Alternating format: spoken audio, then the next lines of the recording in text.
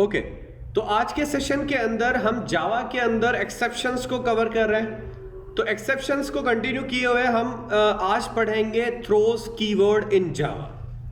Clear? तो हमारे पास ये थ्रोस कीवर्ड का जावा के अंदर कौन सा कॉन्सेप्ट होता है, हम उसको पहले कवर कर लेते हैं।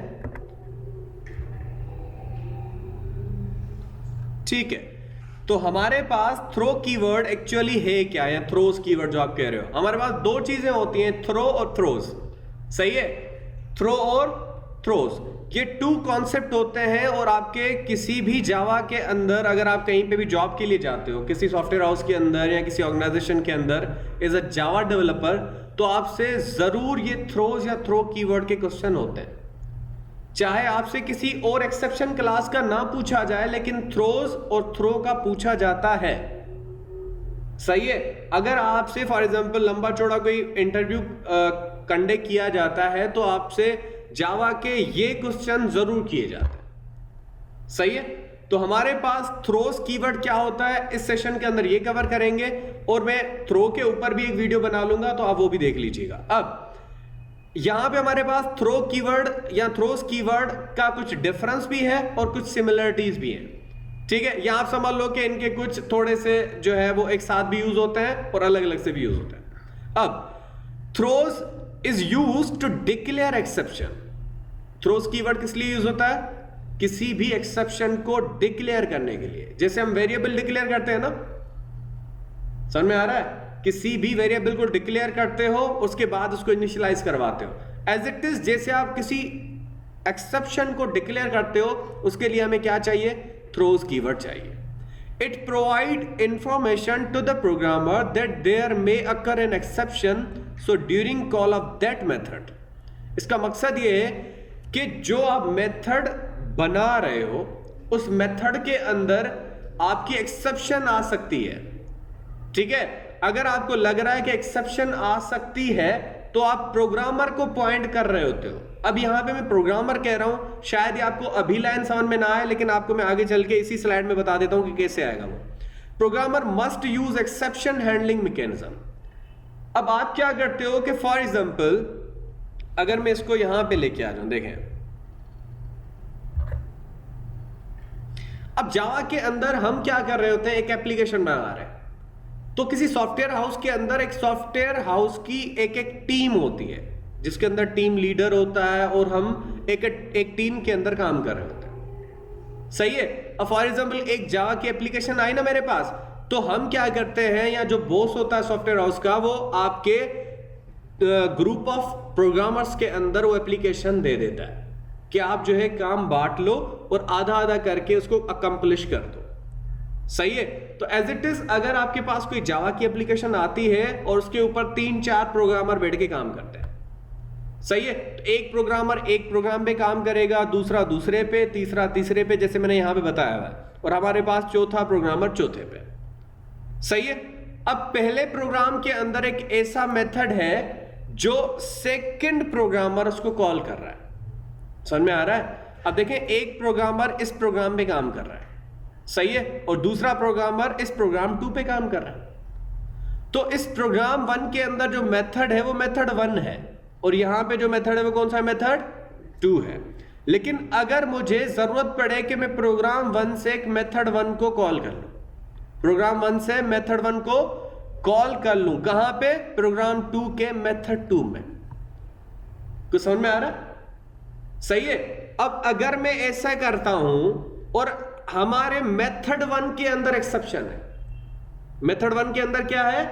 एक्सेप्शन है, तो ये क्या करेगा? सेकंड प्रोग्राम के सेकंड मेथड के बाद अब नॉर्मली पूरे कोड को यहां पे क्या कर देगा? स्टॉप कर देगा। कुछ समझ में आया? कि हमें पता नहीं होता, क्योंकि हमारा ये जो प्रोग्रामर 2 है उसको थोड़ा ही ना पता है कि इस प्रोग्राम 1 के अंदर जो मेथड बनाया गया है उसके अंदर उसकी बॉडी क्या है। ये तो उसकी सिर्फ फंक्शनलिटी कॉल करेगा ना, डिक्लेरेशन तो नहीं देख सकता मेथड की, ये तो सिर्फ कॉल करेगा। ये क्या करेगा? सिर्फ कॉल करेगा। तो प्रोग्रामर 1 के इस मेथड 1 के अंदर जो भी बॉडी है वो प्रोग्रामर 2 को पता नहीं है। तो प्रोग्रामर 2 क्या करेगा? सिर्फ उसकी फंक्शनलिटी को कॉल करेगा या उस मेथड को कॉल करेगा। अब अगर उस मेथड के अंदर एक्सेप्शन है तो वो एक्सेप्शन हमारे इस प्रोग्राम 2 को भी रोक देगी। कुछ समझ में आ रहा है? तो हम क्या करेंगे, इस प्रोग्राम 1 से ही क्या करेंगे, थ्रो करेंगे एक्सेप्शन। क्या करेंगे? थ्रोस करेंगे। क्या करेंगे? डिक्लेयर करेंगे। समझ में आ रहा है? ताकि हम पॉइंट कर सकें प्रोग्रामर 2 को। किसको पॉइंट कर सकें? जो इसको कॉल कर रहा है, कि जो मेथड 1 को कॉल कर रहा है उसको हम पॉइंट करेंगे कि इस प्रोग्राम या इस मेथड के अंदर हमारे पास क्या हो सकती है, एक्सेप्शन हो सकती है। कुछ समझ में आ रहा है सिनेरियो? कि प्रोग्राम 1 के अंदर जो मेथड 1 है, सही, उस मेथड 1 के अंदर एक्सेप्शन आ सकती है सिर्फ ये बताने के लिए प्रोग्राम 2 को या प्रोग्रामर 2 को ये बताने के लिए हम थ्रोस कीवर्ड यूज करते हैं। समझ में आ रहा है? अब फॉर एग्जांपल मैं यहां से कोई प्रोडक्ट किसी बंदे को भेज रहा हूं और यहां से बता रहा हूं कि यार इस प्रोडक्ट के अंदर ये इश्यू है, अभी से बता रहा हूं, है ना? तो वो इजी हो जाएगा ना। लेकिन अगर वहां पे प्रोडक्ट जाए उसके बाद अगर कोई एक्सेप्शन आ जाती है तो फिर कोई इश्यू आ जाता है, सही है। लेकिन यहां से मैं पहले ही पॉइंट कर रहा हूं कि इसके अंदर एरर या एक्सेप्शन आ सकती है, सही है। इसीलिए हम क्या करते हैं, थ्रोस को डिक्लेयर करते हैं सिर्फ प्रोग्रामर को बताने के लिए कि इस प्रोग्राम या इस मेथड के अंदर एरर है, इसको खुद डिक्लेयर करके और उसको क्या कर देना, हैंडल कर देना। समझ में आ रहा है कि मैं यहां से जो प्रोग्राम का मेथड बना के दे रहा हूं तो मैं उस मेथड के अंदर एक्सेप्शन आ सकती है, उसको हैंडल कर लेना। इतनी सी पॉइंट है। उसके लिए क्या यूज होता है, थ्रोस कीवर्ड। समझ में आ गया? अब इसी को प्रैक्टिकली परफॉर्म करते हैं। सही हो गया? चलें,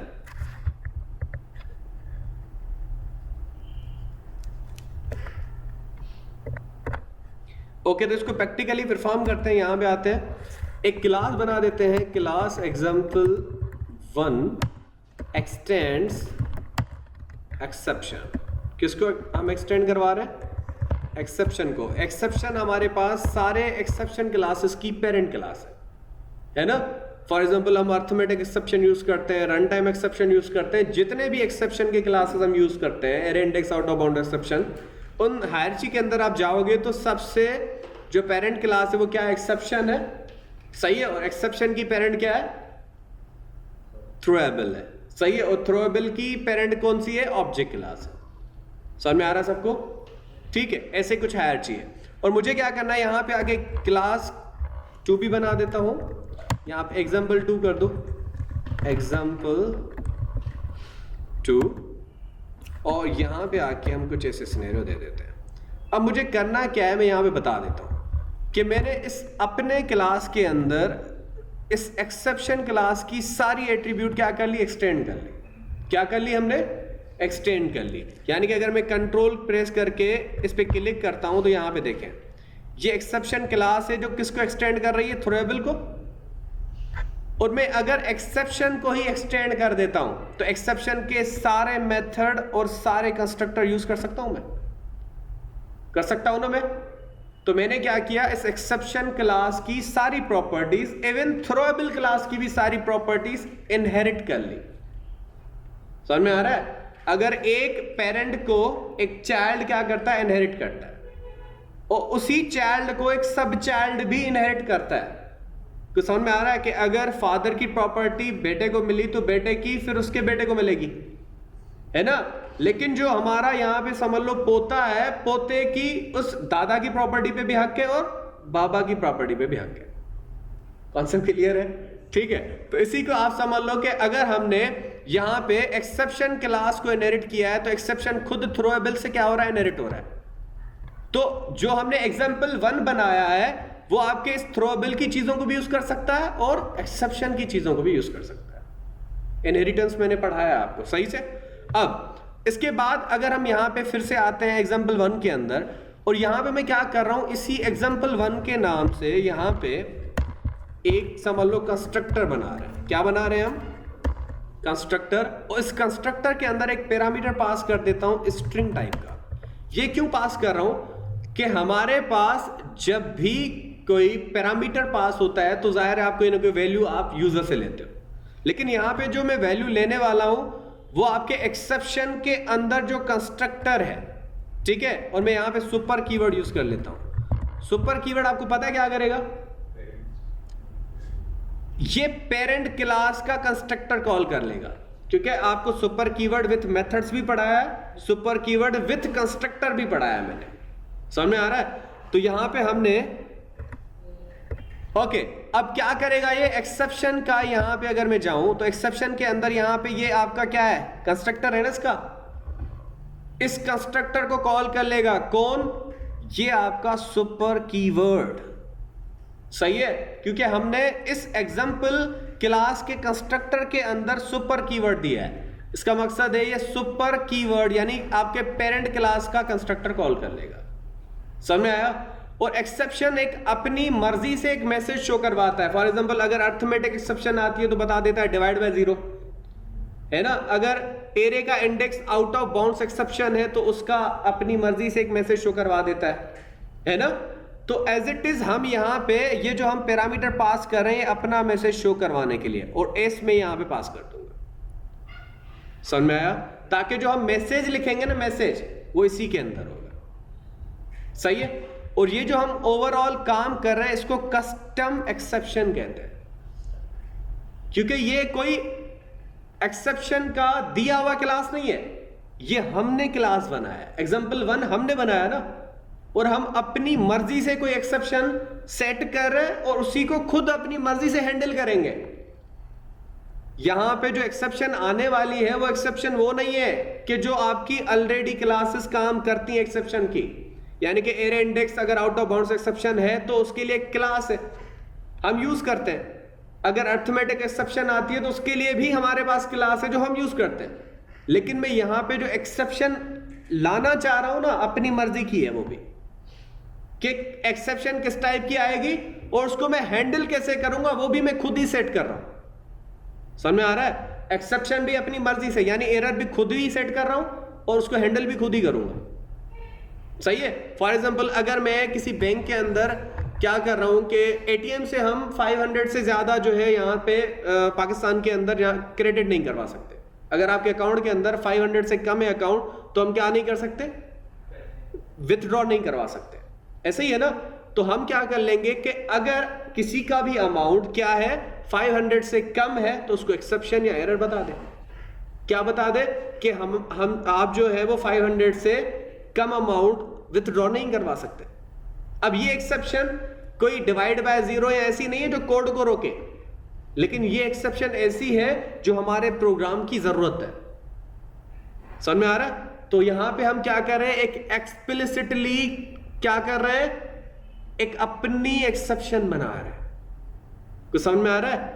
एक्सप्लिसिट जो है आप क्या बना रहे हो, एक्सेप्शन बना रहे हो, उसको हैंडल भी एक्सेप्शनली क्या करोगे, उसको खुद ही फोर्सली आप क्या करोगे, उसको हैंडल भी खुद ही करोगे, समझ में आया। अब मैं क्या करता हूं यहां पे एग्जांपल 2 के अंदर यहां पे एक मेथड बना देता हूं पब्लिक वॉइड, ठीक है, इसका नाम कुछ रख दें आप टेस्ट, और इसी के अंदर मैं एक इंटीजर टाइप का वेरिएबल बना देता हूं a। और यहां पे अब मैं क्या करूंगा, मैं यहां पे सिंपली क्या करूंगा कि थ्रो करवा दूंगा न्यू example1, इसके अंदर मैं एक मैसेज शो करवा दूंगा कि ये नॉट वैलिड। अब यहां पे हमारे पास क्या आ रही है, अब यहां पे देखिएगा क्या आ रहा है, हम क्या कर रहे हैं, थ्रो कीवर्ड यूज कर रहे हैं। क्या यूज कर रहे हैं, थ्रो कीवर्ड। और थ्रो कीवर्ड को अगर आप गूगल करेंगे तो ये आपको बताएगा कि हम जब भी कोई क्या करते हैं फोर्सली एक्सेप्शन करते हैं तो थ्रो कीवर्ड यूज होता है, समझ में आ रहा है कि अगर आप अपनी मर्जी से किसी एक्सेप्शन को थ्रो करना चाह रहे हो। फॉर एग्जांपल अगर मेरे पास मल्टीपल कैचेस थे, एक ट्राई के अंदर एक ऐसी एक्सेप्शन आने वाली है और मेरे पास मल्टीपल कैचेस हैं, ट्राई विथ मल्टीपल कैचेस, हमने एक वीडियो बनाया है इस पे, है ना, तो वो देख लें आप ट्यूटोरियल। तो उसके अंदर हमने क्या किया है कि हमने एक एक्सेप्शन के अकॉर्डिंग फिर मल्टीपल कैचेस दिए कि जिस टाइप की एक्सेप्शन आए उसको उस टाइप का क्लास जाके हैंडल कर ले। लेकिन यहां पे मैं क्या कर रहा हूं, मैं डायरेक्ट अपनी मर्जी से थ्रो कर रहा हूं किसी भी एक्सेप्शन की तरफ, ठीक है। ओके, तो हमें करना क्या पड़ेगा, यहां पे आके सबसे पहले अब अपनी एक्सेप्शन भी सेट करनी है ना।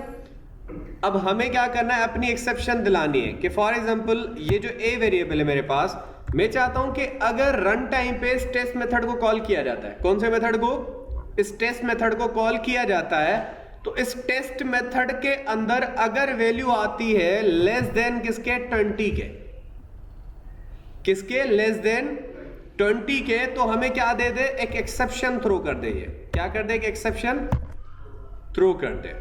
अब ये करने से पहले यहां पे देखो क्या आ रहा है आपके पास, कि इसको क्या करो, add throws class for throws keyword dot ex1।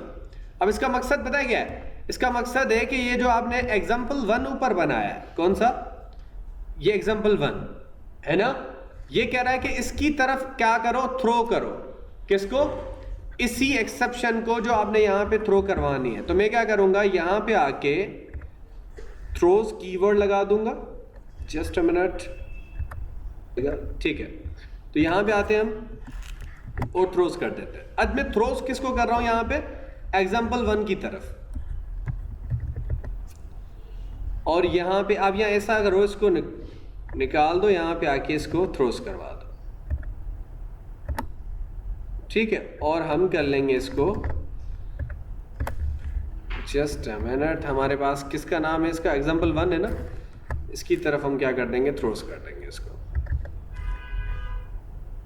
अच्छा जस्ट अ मिनट, हम उसी के अंदर है, ओके। और यहाँ पे हमें क्या करना पड़ेगा, एग्जाम्पल भी लिखना पड़ेगा, हमने गलती की, x1 लिखा है, समझ में आ रहा है।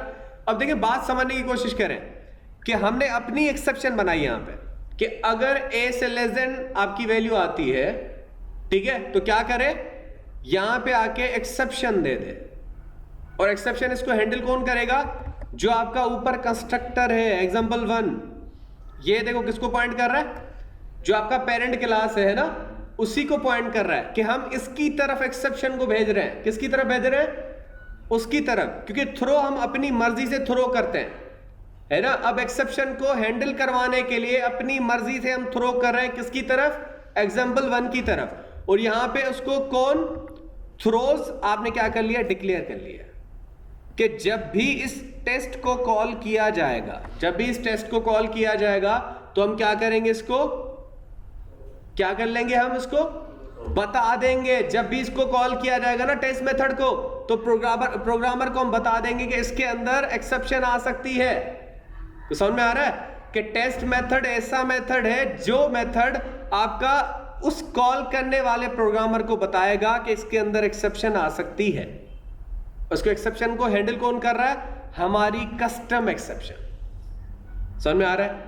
अब इसको फॉर एग्जांपल मैं मेन मेथड के अंदर कॉल कर रहा हूं, नीचे आके मेन मेथड के अंदर मैं कॉल कर रहा हूं, कौन सा मेथड है, टेस्ट है ना। तो यहां पे आपके पास क्या आ रहा है, देखें, can not find symbol test. क्यों, क्योंकि हमारे पास फॉर एग्जांपल मैं इसको कॉल कर रहा हूं, शायद ये आपके स्टैटिक कीवर्ड की वजह से हो, पब्लिक वॉइड, तो मैं यहां पे स्टैटिक लगा देता हूं इसको, और ये आपका example2 क्लास का नाम है ना, तो यहां पे आके मैं यहां पे example2 लिख देता हूं, यानी कि क्लास के नाम के थ्रू उसको कॉल कर रहे हैं। अब कॉल तो कर रहे हैं, लेकिन इसके अंदर एक पैरामीटर है ना, इंटीजर है, तो उसकी वैल्यू अगर फॉर एग्जांपल मैं दे रहा हूं 19, क्या दे रहा हूं 19।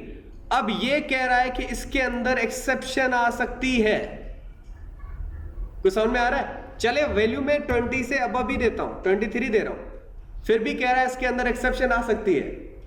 तो थ्रोज क्या कर रहा है, जब भी टेस्ट को कॉल करेंगे प्रोग्रामर को बताएगा कि इसके अंदर एक्सेप्शन आ सकती है, इसको ट्राई कैच के अंदर रखो। तो समझ में आ रहा है कि जिस भी मेथड के सामने आपने थ्रोज लगाया है, जिस भी मेथड के सामने थ्रोज लगाया है, तो इस मेथड टेस्ट को जो भी कॉल करेगा, इसको जो भी कॉल करेगा, उस प्रोग्रामर को हम बता रहे हैं कि इसके अंदर एक्सेप्शन आ सकती है, तो इसको बेहतर है हैंडल कर लो। समझ में आ रहा है। और हम यहां पे आके क्या करेंगे, उसको हैंडल कर लेंगे। कैसे हैंडल करेंगे, यहां पे आके ट्राई के अंदर इसको रख देंगे, और यहां पे आके कैच के अंदर इसको कैच कर लेंगे। अब कैच कौन करेगा, जो हमारी कस्टम क्या है, एक्सेप्शन है। अब देखिए हमारे पास कोई एरर आ रहा है, नहीं आ रहा। तो हमने क्या किया, हैंडल की, पहले सबसे पहले हमने कस्टम क्या बनाई, एक्सेप्शन बनाई। कस्टम एक्सेप्शन के अंदर हमने अपना क्लास बनाया example1 और उस example1 को सारी जितनी भी फंक्शनलिटी थी एक्सेप्शन क्लास की वो दे दी। सही है। फिर हमने क्या किया, यहां पे आके एक कंस्ट्रक्टर बनाया जिसके अंदर उस एक्सेप्शन का कौन सा खुद का कंस्ट्रक्टर कॉल कर लिया यहां पे। सही है। कंस्ट्रक्टर कॉल करने के बाद यहां पे आके हमने क्या किया, एक मेथड बनाया टेस्ट के नाम से और टेस्ट के अंदर आपने एक पैरामीटर पास कर लिया, उसी पैरामीटर के ऊपर कंडीशन लगा दी। ये आपके एक्सेप्शन का सिनेरियो है कि अगर यूजर वैल्यू क्या देता है, ए से कम देता है तो एक्सेप्शन को थ्रो कर लेंगे किसकी तरफ, जो आपका example1 है। समझ में आया।